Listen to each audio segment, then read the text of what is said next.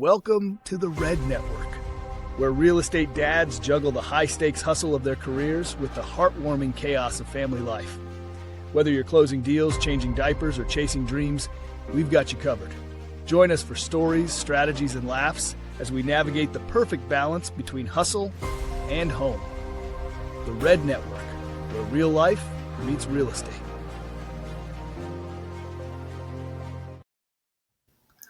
All right, welcome back to the Red Network podcast. Today's guest is a force in Middle Tennessee real estate, both professionally and personally. Nick Mancini is the sales manager for Compass, supporting 3 offices around Broadwest, Murfreesboro, and Mount Juliet. But what really sets Nick apart isn't just his track record of success, it's his heart behind it.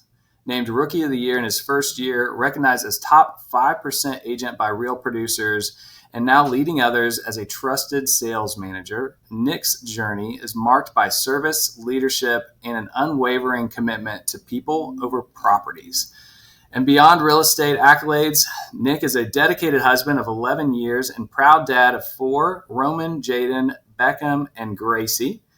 He's built a thriving business, a growing family, and a life grounded in purpose. This episode is packed with wisdom on building a career and a legacy at home. Let's dive in. Nick, welcome. Good to be with you, Jason. Good to be with you, man. Yeah, man. That solid AI intro right there. Did I miss anything? Anything you wanted to add to that? That sounds good to me. That sounds good. I think you covered it all. Awesome. Good deal. Well, Nick, we've known each other for a little while, but for those who don't know, how did you get started in real estate? Where did this all begin? Yeah. I'm always apprehensive to talk about what I did prior to real estate because it can set a stigma a little bit, and go like, oh, well. So I actually, prior to real estate, was in ministry, church work. The reason why I'm apprehensive with that, because it's like, people are like, oh, sorry, I swear it in front of you. You were a pastor. I'm not that. It's not like that. For me, it was getting out of that formal institution. But the whole point of getting into real estate for me was like, I just like my heartbeat and my purpose in life is to like serve others and leave people better after interacting with them, leaving people better from knowing me, So like for real estate for me, man, I had some family that was successful in real estate, and really it came down to, first of all, I had this misconception about real estate. Okay. So let me start there. This misconception that the real estate industry was filled with a bunch of, dare I say, used car salesmen, right? Like the sleazy, scummy used car salesman. And I was like, you know what? I'm not going to be that guy. I love serving people. I love people. And I'm going to be somebody different. And I'll be honestly truthful. Getting into it, there's good people in the industry. I think that's a total misconception. You know what I mean? As I got into it and I thought I was going to be this like beacon of shining light of compassion and service. I'm like, no, man, there are great agents everywhere. Great agents everywhere. But for me, the big kicker for getting into real estate was, I was kind of looking at like when people have to buy or sell, it's usually for something significant in their lives, right? They're moving for a job. Yeah, it's a big life situation, right? Like they're moving for a job. They want to be closer to family. They had a new baby. They're going through a divorce, And so as somebody who just like loves to love people well, for me, it was like, I thought real estate was just a unique opportunity to like be able to be a part of people's stories and their journeys in these very like intricate, intimate moments, like sometimes high stress and sometimes, just like uncertainty. And as we talk about all the time, like they're about to spend or it's like one of the largest transactions of their lives, So for me, just going like to be somebody who just gets to step into that part of their story with them and just like love them and care about them and lead them through this moment, and go like, this is not about my commission. This is not about a commission at the end of the day, right? Like that's a positive, that's a wonderful thing on the other side of the coin. But the motivation is to go is to love and lead people well. Yeah. Through. So yeah. It's funny that you say that. I actually had the same perception whenever I first started, whenever I was first asked to get started. I had back whenever I was personal training, one of my clients had said, you should get into real estate. And I knew nothing about it. Yeah. I had the same perception. I came from a small town in Indiana, and my thought was it's used car salesman for houses, right? And I was like, I have a college degree. I'm not going to be doing that. Right. Yeah. Right. 5 years later, I'm like, dang, I should have started this a little earlier and got into the same thing. But you said in there, you think that you're going to be this beacon of light, and like I'm going to be the only good dude that's in here, and I'm going to show everybody else there's a huge difference. But there's so many other really solid, great agents. There's actually a lot of agents that started like yourself in ministry, and I think that's because you have a passion for people, you have a passion for helping people. And what I believe is that there's a big difference between a real estate licensee and a real estate professional. And there's a lot of licensees. Like there's like 14,000 in Middle Tennessee, something crazy like that. There's a lot of licensees. There's not a lot of professionals. There's people like yourself, people like myself, and there is, grand scheme, a lot of them, but the percentage is not high. So I think there is a huge difference and a noticeable difference. And I think it's people like yourself that's, slowly and steadily going to change that perception for everybody else.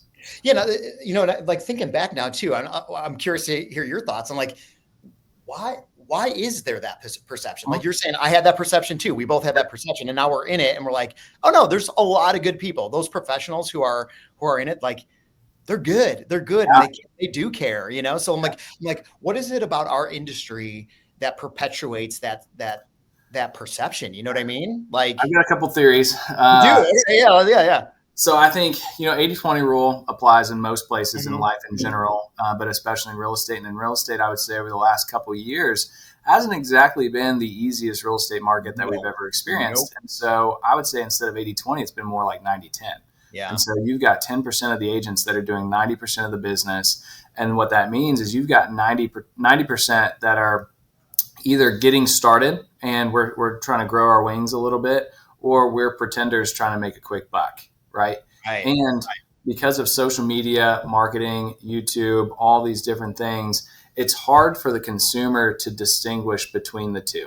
So if you log on to Facebook, you could have a manager of the office that's very professional, that works with clients and that serves people and that runs a business.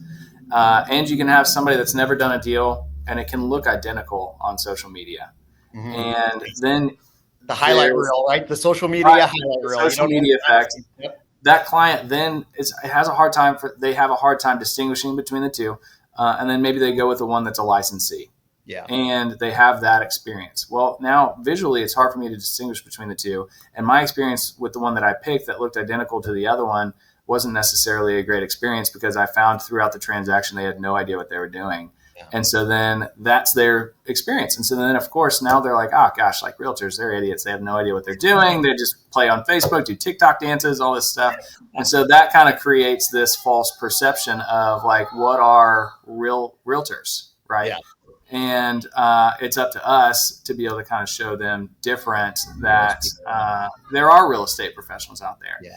And one thing that I say to my clients whenever I'm listing a property or helping somebody buy is, listen, hey, whether you buy or sell this home or not, like I'm still going to make my mortgage. Like our bills are paid, everything's good. I'm truly going to do what's best for you, because not only am I a real estate professional, but I'm a real estate consultant. And I think that there's buyers markets, there's sellers markets. I think right now we are in a consultants market. There are so many different variables and things going on. You've got houses that are going under contract before they hit the market. You got houses that are sitting for 90 days. Yep. You have to have somebody like yourself that's going to consult with a buyer or seller based off of all the information that they've got and truly help them make the best decision for themselves, whether it makes you money or not. Right. Sure. And so, good work, man. Good. Long answer to a short question, but that's kind of my theory. I love it. Yeah, great. Where we're at. Yeah. So let's jump into your rookie of the year.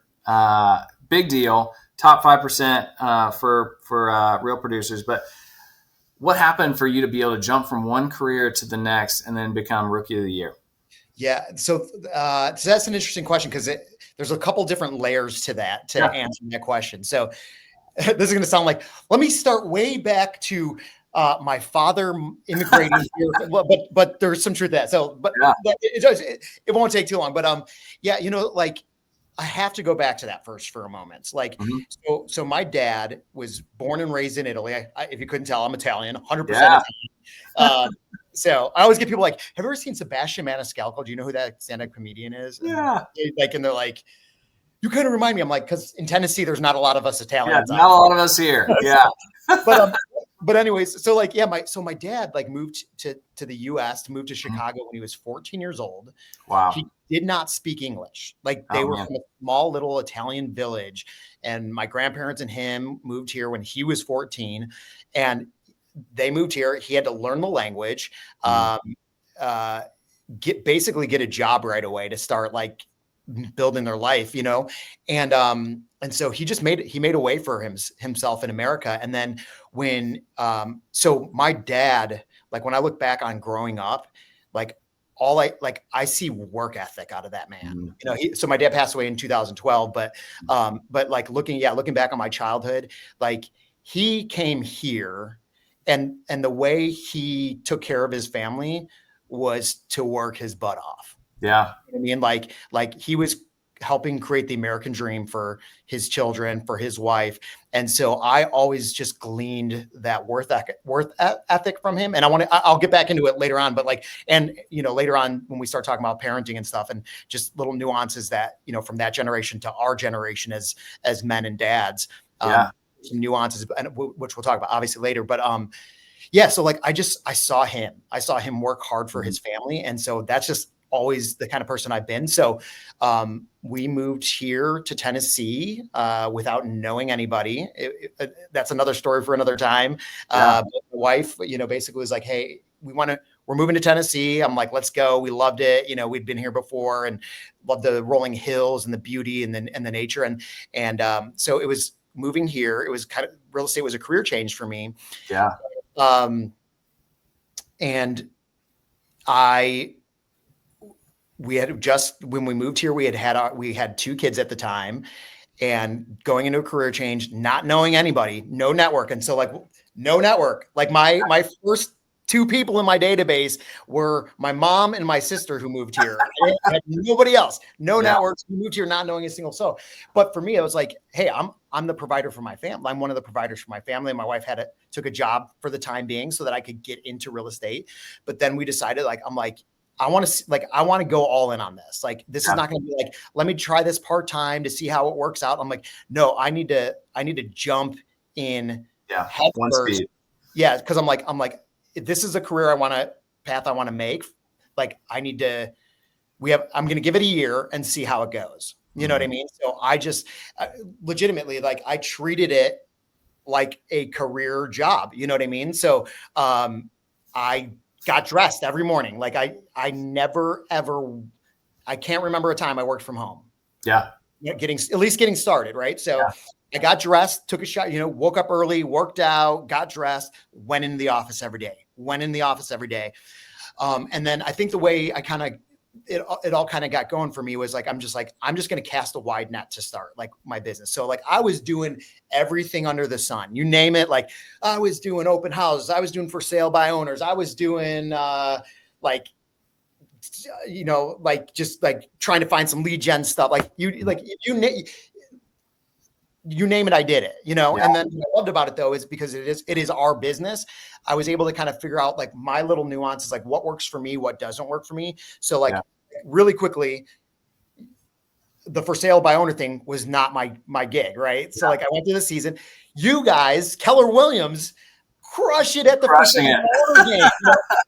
So by the time I get into these for sale by owner open houses, there's like already 30 Keller Williams business cards sitting on the game. And the guy's like, don't talk. I'm not, so like, I learned really quickly, like that wasn't my jam. You know what I mean? And so I just really started like casting a wide net and then like pulling stuff back that just didn't feel like it was like my start to real estate. Like you kind of get that sense and that vibe.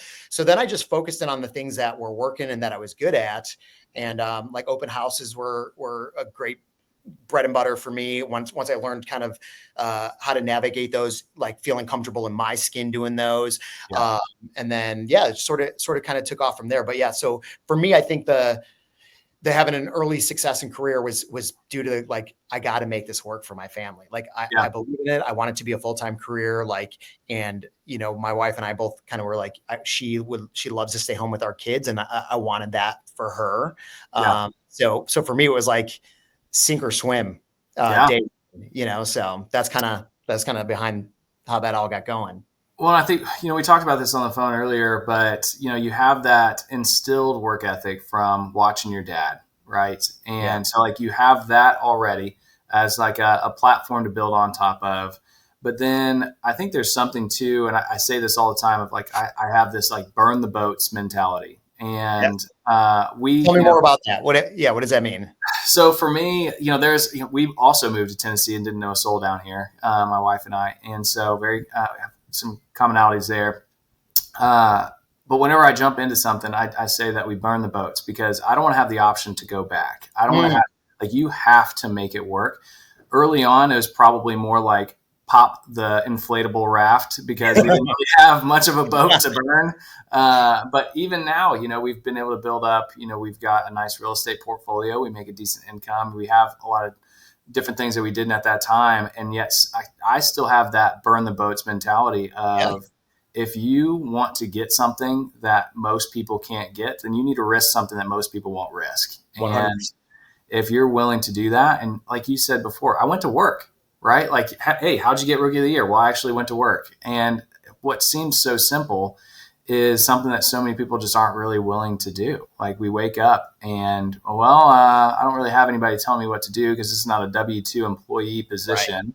Right. Yeah. So I think I'll watch a TV series or two and then maybe I'll start off my day. And it's like, I think I'll probably get up, I'll get dressed, I'll go work out, I'll get my mind right, and then I'm going to go help some people. And if that doesn't work, I'm going to figure it out and I'll help some more people tomorrow. And if you just have that like time on task and consistency, then guess what? All of a sudden, Rookie of the Year, fantastic. I have a business worth owning. This is great. And people are now trusting me to help them with the biggest transaction of their lives. For sure. So, and and there's days too, like there were dark days getting started sometimes too, right? Days, like, when's the first thing going to hit? Is this really going to work out for me? There was days I was sitting in the office and I was the only one in the office, and I'm like, am I doing something wrong? And then next thing you know, like there was this builder in our office who was coming in and out and noticed I was always there. Yep. Consistency. So one day he comes up to me and he goes, hey, you want to come check out one of my developments? Like over lunch, we'll go grab lunch. I'm like, yeah, sure. Like didn't know this guy well. But I mean, and then long story short, I ended up being his listing agent on that developments, in Franklin, higher end product, you know what I mean? And so, but I'm like, it's because I showed up and this person who's been in the real estate industry for a very long time recognized he's here for a career. Yeah. This isn't a hobby. This isn't like, let's see what happens. So I love your thought on like, burn the boat, man. Like just don't have an escape plan. Like just hunker down, give it all you got. I love that. Yeah. Yeah. And there's also something about consistency there. We had a sales meeting recently and I was talking about, who gets these opportunities? Like a lot of times people say, oh, it must be nice. Or, oh, you're so lucky, or all these different things. Right. And, I asked them, I said, who gets a full scholarship for football? And they're like, well, what do you mean? I was like, who's somebody that gets a full scholarship? And they're like, I don't know, like good athletes. I'm like, yeah, you've got the Greek gods that are just chiseled out of marble that woke up that way and they're going to get a full ride, right? Who else gets a scholarship? The dudes that were at every single tryout, every single camp, putting in the work and being consistent. And then all of a sudden somebody noticed them, like your builder, and said, hey, you're my guy. Like, come check this out.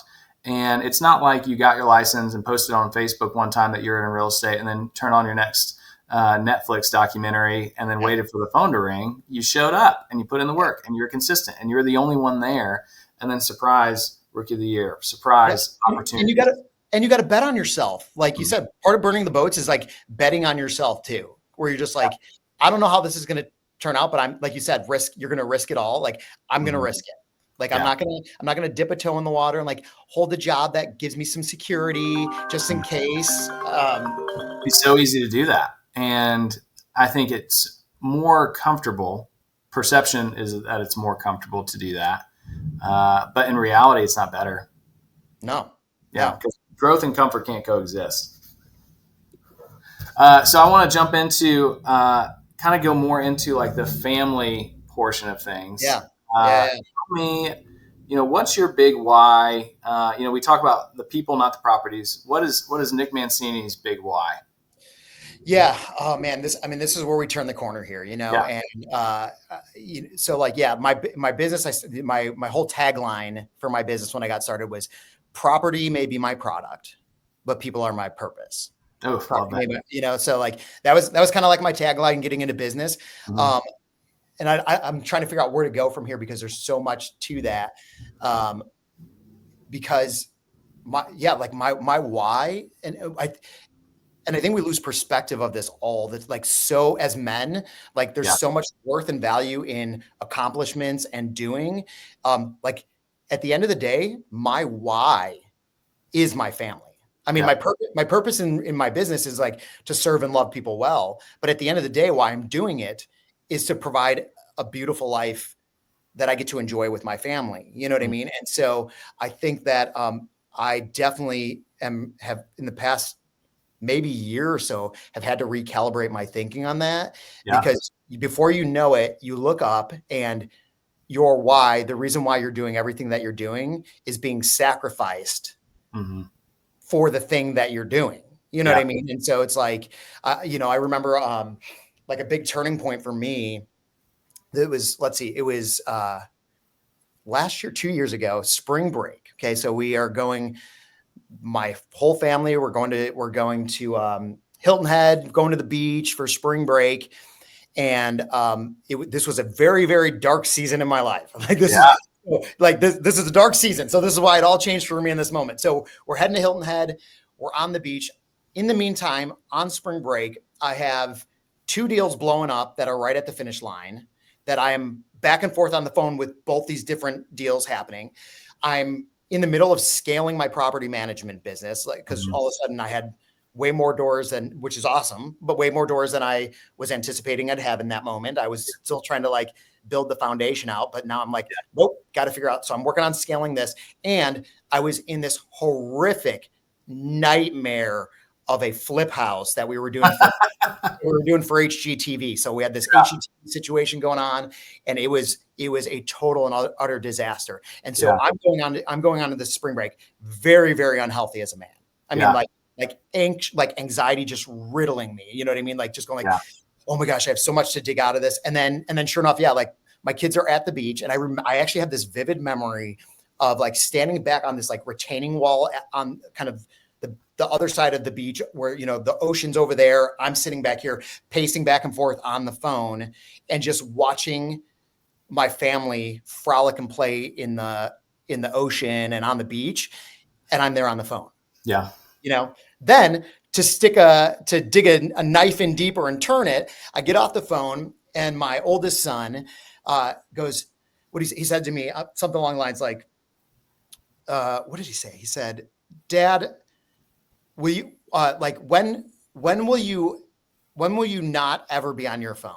Something along those lines. Like, Dad, will you ever not be on your phone? And it's like in that moment, I'm just like, crap. They notice. Yeah. And that spring break trip was camel that broke the straw that broke the camel's back.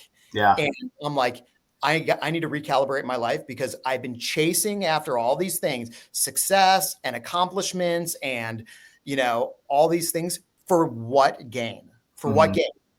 Not for my family's gain, because they're losing. The kids are losing their dad. They don't have a dad right now.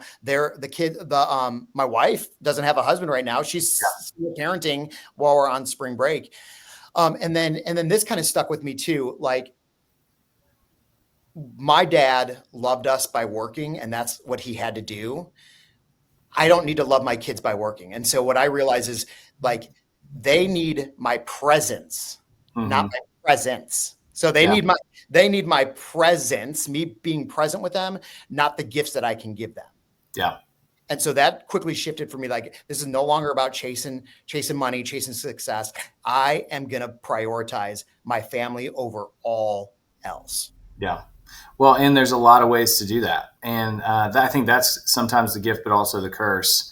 And in entrepreneurship, there's no like finish line. And so there's no, okay, if I can just get here, then I can relax. There is none, because there's always problems. There are good problems and bad problems. There's always things to be fixed. There's also going to be people that are super excited and people that are not so excited. And there's just all these things that go along with it. And I think we get caught up as achievers in trying to get that next level. If I get here, then I'll be able to relax. Well, then now I'm here, but these new problems are here. So once I get that, then I'll be able to relax. Once I hit this dollar amount, then I'll be able to relax. Then I'll be happy. And we're not necessarily, like you said, recalibrating and looking at, why am I even doing this? Why did I get into real estate in the first place? And I had a very similar moment. It was wild listening to you have this conversation, because I was like, oh my God, I'm looking in a mirror right now. Without getting into huge detail, basically, I was deciding on whether or not to take a leadership position. And this is years ago. And I wasn't going to do it because at the time I had a crippling phobia of public speaking. Even doing a podcast like this would have sent me into a panic attack, but was able to get through that, and wasn't going to do it. And so I was like, hey, you know what? Like, I respect the people that are offering me the position. I'm going to take this weekend, and it was going to be my first weekend not working in months. And I too was in that grind phase, 25 hours a day, 8 days a week, building a foundation, no end in sight. And I'm going to take a weekend off. And Saturday, I had a buyer that had been looking for months that found the dream home. So I went out to Burns, Tennessee, and took all day of my Saturday and put that under contract. And so then, okay, well, Saturday's out, but Sunday, not working. We're going to go to church. We're going to cook out and play in the backyard. I'm just going to be dad this Sunday. And went to church, and my phone is buzzing like crazy. And so finally, once we get done, I check it, and I've got like 2 deals burning to the ground, and like realtor self-sabotage and like all this stuff. I'm like, what are we doing here, guys? Like, I only get paid if we close this deal. It sounds like you get paid if we don't. So what, like, it seems like you're trying to kill this. But I was outside playing with the kids, inside on the phone, outside playing with the kids, inside sending over an amendment, outside, inside, outside, inside. And finally, my daughter, who's like 4 at the time, came in. She's like, Dad, why do you want to play with me? And I was just this dagger to the heart. And I just remember looking at my wife. I was like, I don't care if I sell another house again. Like, I'm done. Right. And, yes. It was kind of that moment. And I call them never again moments, because there's so many moments in our life that, they're not necessarily fun, but they're these never again moments that kind of like recalibrate us. And I've never not had exponential growth from that moment. Like, there's been plenty of those times where I'm like, this is never going to happen again. And I don't care if I sell another house. Like, what am I even doing this for? And having that moment, but then you have to go back to the drawing board and say, okay, how do I service my clients while also servicing my family? And, I think that's where you kind of shift from entrepreneurship to a business owner mindset. I'm going to run my business like a business so that my clients can still have the referable experience that they deserve. But then my family can have a husband and a dad, right? Like you said, my dad didn't graduate high school, worked construction and drywall for 28, 30 years, and worked his ass off to provide for us. And he needed to. And, should be proud of that. And there's a lot of things that I picked from that, like the work ethic and things like that. But man, what a bummer if he did all that just for me to do the same thing. And, he did all that. So now we have the ability to have a business, and guess what? We can still make good money. And all the things that he said, man, I wish I could just be there for this, or I wish I could just come home and play, or I wish I could do that. Well, I have the opportunity to do that now. So like, what a sin to be able to sacrifice that whenever I don't have to. I appreciate that perspective. I don't know that I've ever thought about that till you just said that right now, of like doing a disservice to our dads by repeating that behavior, that grinding, like, got to do it all and never around, because that's what, and going like, no, my dad did that so Mhm. that I didn't have to, man. Like, I love, like, thank you for sharing that. Cause like, that is like motivation for me to stay calibrated that I don't know Mhm. that I've ever really like considered before. Yeah, and I think it's, it was a moment. It was actually, so every Father's Day, we've got a couple lake houses that we Airbnb, and every Father's Day we go to a different one of the lake houses, and we just spend Father's Day weekend. Really, all I want to do is just hang out and fish and play with the kids, have my dad and mom there, like, just chill out. And it was either last Father's Day or two Father's Days ago. And he was like, man, I just wish I could have, done stuff like this. And I was like, well, I mean, it's because of you that I'm able to do stuff like Yeah. this. Like I didn't just have to start over. I was able to take everything that you've done and everything I learned from things that you've done and then build on top of that platform, right? It's called Standing on Shoulders of Giants. And you're able to just essentially take that to the next level. And now it's also on us to do that for our children as well. Because, hey, like I had off-brand of the off-brand, food, clothes, like everything growing up, right? A lot Yeah, of my stuff was hand-me-downs. And so like naturally, I think sometimes whenever you don't have as much, then you want to provide like what your younger self didn't have. You're doing it for your kids, but a lot of times you're kind of doing it for your younger self as well. Yeah, right. And so it's easy for us to be like, okay, I'm going to give you everything. And instead, I think that's now doing a disservice of like, okay, well then now how are they going to get that same work ethic that we got? Like, how are they going to know how to do the same things that we did?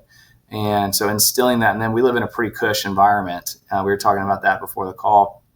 And I think a way that you're able to instill that same work ethic that they're just not going to have because they're not living in the same environment that we came from is like with youth sports or like achievements with school or like chores or like just doing these different things to where, okay, hey, like I'm not raising my kids on a farm and working a construction job that they can see their dad, kind of learn that work ethic from them, but they can still get that somehow. And that's going to be super important. Yeah. Yeah. That idea of like giving them everything. And I'm like, what popped into my head, I'm just like, they don't want everything. They want Dad. me.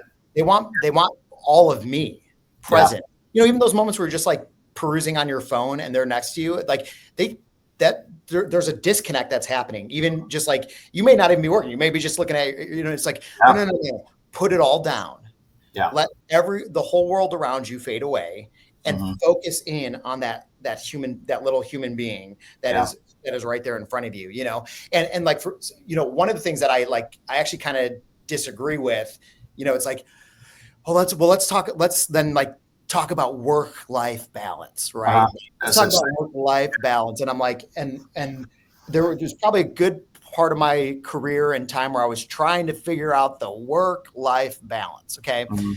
And when you think about the word balance, like what conjures up in my mind, what I start to picture, like when you think about balance, like I'm picturing like a trapeze artist, right? Yeah. Or like the guy doing the show. And like, there is so much effort and energy expending on balance, right? Like it's a focus. And I'm like, dude, balancing is exhausting. Like, so when I got out of the mindset of like, figure out how to balance work life. And I, the word I use now is flow. Yeah. And like, instead of balancing and going like it's flow, man. You jump in the river of life and you let it take you, and you be present in every moment now. Yeah. Where life is taking you. And so sometimes that does mean we're like, I'm not going to be like, well, I turn off my phone at night and I don't blah, blah, blah. I'm like, no, some nights I am on the phone. Yeah. The important thing is like the flow, like my kids have schedules, right? Like that's part of my flow. That's part of my flow. Like I'm an assistant coach in soccer. Like, so I don't miss practices. I don't miss my other son's doing flag football. I don't miss a game. I don't miss practice. One of the things that my kids look forward to every year is me volunteering for their school's field day. And I'm like, I end up being the crazy wild dad, like being like, come on, pull, a war and stuff like that. And my kids love that. They're like I'm a field day legend. You know what I mean? It's like, and it's like, like, that's the flow. Guess what? That happens on a Thursday during the workday. Like, I'm not doing anything. Like, I'm going to field day and I'm volunteering on field day. And that is my flow that day. And everybody else can wait. Well, and they're not going to miss, if they're looking back, whenever they're talking to their kids or they're at college or they're, older or whatever, they're not going to look back and be like, man, my dad sold so many dang houses. Yeah, right. Or like, my dad was rookie of the year his first year. They're going to be like, man, I loved having my dad at field day. I loved having my dad at flag football. I loved we just had, we had a leadership convention. It's our biggest leadership convention of the year. Where all the leaders at Keller Williams congregate in Texas. And it's one of those things, you just don't really miss it. Like you need to be there if you're in leadership. And I believe, kind of backtracking a little bit, I believe that you have the choice to give 100% to everything that you do. And a lot of times we make the choice not to. So you can give 100% to work. You can give 100% to your kids, your spouse, to your friends, to your family. And a lot of times we make the choice not to. And it doesn't mean that you can only give 100% period. And that means that 50 needs to go to work and 50 needs to go to my family. And then like, well, now you got 50 and that's not really good. I need to give 100% at work whenever I'm supposed to be giving 100% at work. And now I can make a choice to give 100, or I can give like 80 or maybe 50 because I'm tired.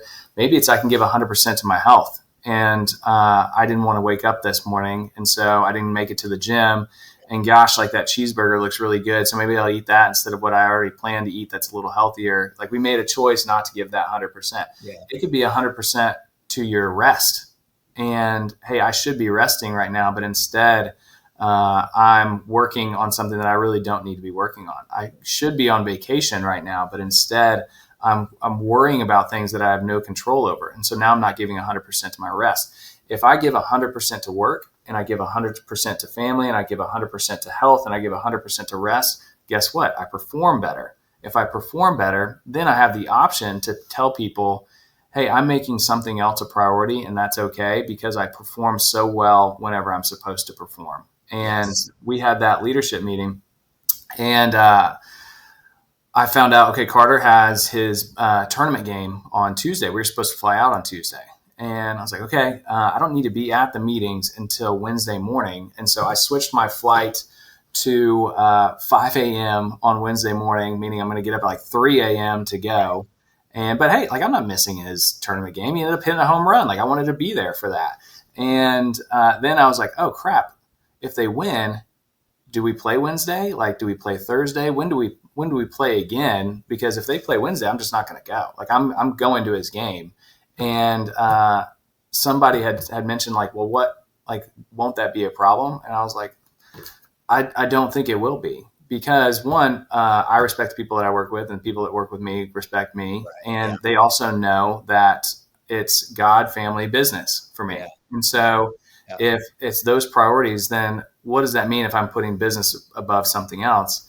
And if they can respect that about you, then it's the right place to be. Yeah, I'm not in the right place. Now it's very glaring that I'm no longer in the right environment. And so having the support around me to where whenever I said that, they're like, oh yeah, that makes sense. And fortunately, he ended up playing on Saturday. And so I was able to text and be like, actually, you know what, win or lose, I'll be at the game, or I'll be at the event. Like we'll be there, because it was at Saturday anyways. But having that priority and giving 100% at whatever you're supposed to be giving 100% at that time, I think allows you the luxury to say no to things that you should say no to. Yeah.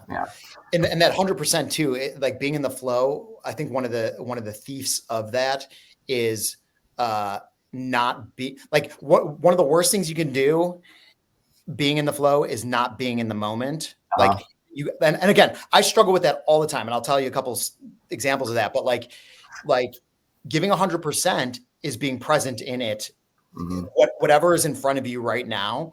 And that's such a struggle, right? Because because if you're thinking about the things in the future that need to get done, you're now not 100% in that moment. You maybe are 90%, but and honestly, man, like that is a daily battle for me. Like I love to obsess over what I got to get done. You know what I mean? What what problems am I going to have? What hurdles am I going to have to jump through? And my brain naturally, and this is like, I don't have an answer to this yet. So maybe you do, but like I wake up every morning and the day's workload floods into my brain. Mm-hmm. It floods into my brain. And it's like, oh, this meeting, that meeting, blah, blah, blah. And it's like it like just slaps me in the face in the morning. And I have to make a conscious decision every morning where I'm like, you don't get to think about these things right now. Mm-hmm. Like, you can think about those things when you're getting closer to those things or when you're at the office. But right now you're at home. Yeah. And home is what you're focusing on. You know what I mean?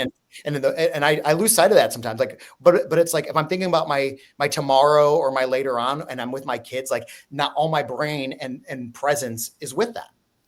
Well, I think sometimes it's your mind is a muscle too, and I think that sometimes we need to strengthen the muscle to compartmentalize things, and it's easy for me to say because I feel like I have a gift of being able to compartmentalize a lot of things, maybe more so than others, but I use a phrase, going back from the sports background, the playbook is heavy, the page is light. And if we were to think about the entire playbook of a game, the entire game plan, all at the same time, that's a heavy load, right? And, let's say there's 100 plays. You can't think about all 100 plays in that instance. You just need to think about what's the next play and am I setting myself up for success for the next one and the next one and the next one? Yeah. And knowing and accepting and embracing things are going to change too. I've got a game plan and nobody's game plan is to be down 3 touchdowns in the fourth quarter. And yet we also need to have a game plan for if that happens. And so like we've got a game plan. We're just following the game plan. We're blocking out our calendars for our days so that it's not chaos the entire time. And I think the harder step for that is holding to the time blocks. People will, if you just block out your calendar, you're going to be way ahead of most people. If you hold yourself to that time block, you're going to be in that top 5%, right? Because it's so easy to put lead gen, 9:00, this thing that needs to get taken care of, 10:00. And then somebody has a question, somebody has got a minute, somebody has a phone call, and now that invades those time blocks. And instead of saying, hey, I'm in a meeting right now, I'll get right back to you. It's, let me handle this really quick. And then, oh man, I've completely missed out on my lead gen time, which means I'm not watering the plants, which means they're not going to grow as fast, which means now it's going to cause a problem down the road that I'm going to have to address in the future.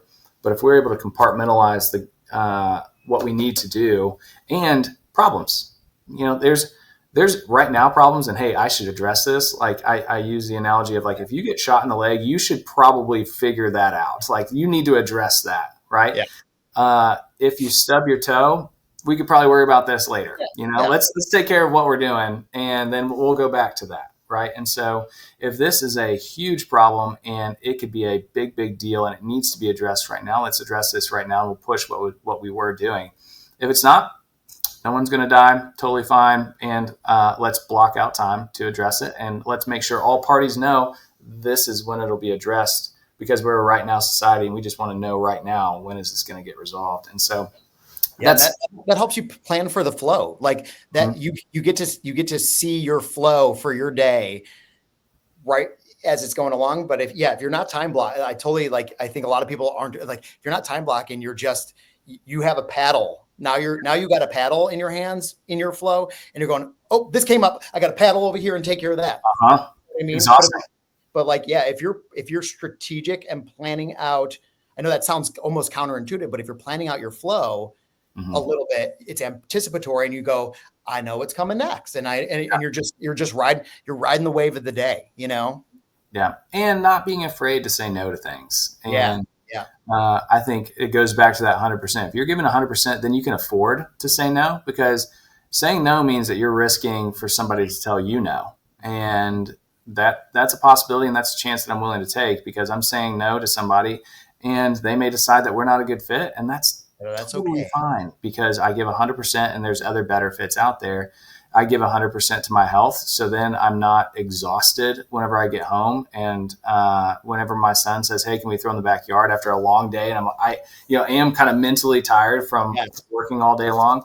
I'm able to say, yeah, let's go. I'm not like, oh gosh, dude, I just want to relax for a little bit. Right. It's like, yeah, let's go, because you're giving that 100%. Yeah. And that's stepping up. That's what manhood's about too, man. Cause I totally resonate with that. I mean, going in the flow and like you're 100% present. Like that's not always easy. I mean, yeah, No. man, days are long. Like sometimes days feel like sprints to me. Yeah. And I mean, like in all transparency, I know I'm about to go home to 4 kids at home who want my attention. Yeah. And that feels exhausting for me. And sometimes it might, like you said, mentally, I'm just like, oh my gosh, like, yeah. But like, I am going to make a choice. Like as a man, I am choosing 100%. to be like, to not go lay down on the couch, click on the TV, so I can numb my body and brain away until tomorrow. Like, I'm like, nope, I'm the dad. I'm the man of the house. I will step into my responsibilities and be thankful for happy, healthy kids who want to wrestle around and throw the football. Like I'm going to, but even while I'm doing it, sometimes I'm like, oh my gosh, I'm so tired, but it's like, tough it out, man. Suck it up, buttercup. Yeah. Totally. Yeah. And I think it goes back to like, that's a muscle too. And if you're not working that muscle, if you're not saying, no, suck it up, do it, you know, it's just like if you were to go for a run, you know, it's like, okay, well, you're probably going to be a little tuckered out after that run. Right. But if you go for a run and you just say, suck it up, do it, the next time it's not going to be so hard. The next time it's not going to be so hard. And then all of a sudden it's just what I do. And also having kind of little hacks in place as well, to where you're able to do that. Like for instance, I will not go into the house on the phone. That happened one time, and you know, they haven't seen me all day long, and I'm always wrapping up phone calls on the ride home from the end of the day, and I'm almost done with phone call, but I just pulled in my drive, and I walk in the house, and the kids run up, and they're like, Dad, and then I'm like, and so now they haven't seen me all day, and the first thing they see is like this. It's like, that sucks. And so what a beautiful moment you miss. Yeah. Right? That, like my little girl, when I come home, she comes running over to me. Like, I used to do that. I haven't like made that a priority, but I try to not be on the phone. I love that. Cause I'm like, oh my gosh, that's right on. Like, one of my favorite things in my day is my daughter beaming face running up to me, Daddy home, you know, and like, uninhibited. Yeah. If you're doing this, that sucks. What a beautiful moment you missed. Yeah. And so I'll just sit in the driveway and finish up a call. They don't even know I'm home yet. Yeah. And so finish up the call's done, open the garage door, walk inside. There was one time my son, we've got these big windows in like the staircase that's like kind of by the driveway. And so he was coming down from upstairs and saw I'd pulled up, and I was like sitting there on the phone. And I'd walked in. He's like, why are you sitting in the driveway? I was like, well, I don't want you to see me on the phone the first thing whenever you see me. He's like, oh, okay. And that's that. You'll be, I love that. Yeah. That's cool, man. Well, another question for you that I wanted to run to. So I love doing this because I get to talk to dads of all like experience levels. You know, you've got dads that are raising teenagers, high schoolers. Just talked with a dad that has a couple D1 athletes, you know, and so then you've also got other dads that like, we just had our first child. I have no idea what I'm doing. Right. And so I always like to ask, if you were to talk to a young up and coming real estate dad, knowing the things that you know today, what would be a piece of advice that you would give to him? Yeah, I think I would start it with a question, and I would say, what is the most important thing in your life? Mm-hmm. Answer that question. Yeah. You know, because again, we're talking to dads, and I hope the answer is my kids, my wife, my family. And then so with that perspective going like, then don't ever lose sight of what is most important, because the male ego like will sacrifice what is most important for what kind of strokes that male ego, right? Like going like, man, if I just build these sandcastles, everybody look at me, I did this thing. And like, I had to quickly realize like, I am not like, what I've done is not who I am. Those are just things that I've done. I mean, they're a part of me, but they aren't me. You know what I mean? So I would say like never lose sight of what is absolutely most important to you, because it's going to be easy to do that. And then you start to realize like all the things that you're stepping into and doing are not actually benefiting what is most important in your life, you know? And it's really hard because like, so just quick example, like I fight it all the time. Like my 3-year-old, like he loves, or he's 5 now actually. So, you know what, he was always really into, like the magnet tiles, and he'd like come and be like, Dad, play magnet tiles with me. And like my stupid male ego brain is trying to justify that me sitting there building magnet tiles with him is like it's like, that's not valuable. Like, you could be grinding and making more money. And like what a freaking lie. You know what I mean? Like, no, in that moment, like building a magnetile tower with my little kid is the most important thing I can do. But like my ego wants to fight me on that all the time and go oh, you're going to like, you're wasting your time here, buddy. And it's like, no, I'm investing it. Like the P&Ls and, you know, those will get to it. But like, so I guess I would just say that to the dads out there. It's like, don't lose sight of what is absolutely most important in your life, because, and then when you're doing those things that nobody else sees, sitting in the playroom, playing with those magnetiles, you're like, nobody sees that. Yeah. But like, that is what everything that you're doing is so that you can do that. Yep. Yeah. Everything else is just the gasoline to the car, and not the other way around. That makes sense. Awesome, Nick. Well, man, it's been so fun chatting with you. We could probably go another like hour. I know, right? Yeah, super. Yeah. We'll have to do another episode at some point. Really appreciate you, and thank you for just showing a little insight on how you balance hustle and home through the flow, and just really appreciate you taking your time, man. Yeah. Thanks for what you're doing, man. Cause I think not enough men are talking about this stuff together. And so know that your podcast, this podcast is, I hope it's making a difference in men's lives, you know, and for their family and their career. So that's the plan, man. I'm sure we got at least half a dozen people that'll be viewing this. So hopefully that's the case. But I think it is important for us to think about, talk about, and just, if nothing else, just keep holding each other accountable. Absolutely. So, awesome, man. Well, that's it for today. And, just keep balancing hustle and home. See ya. Bye.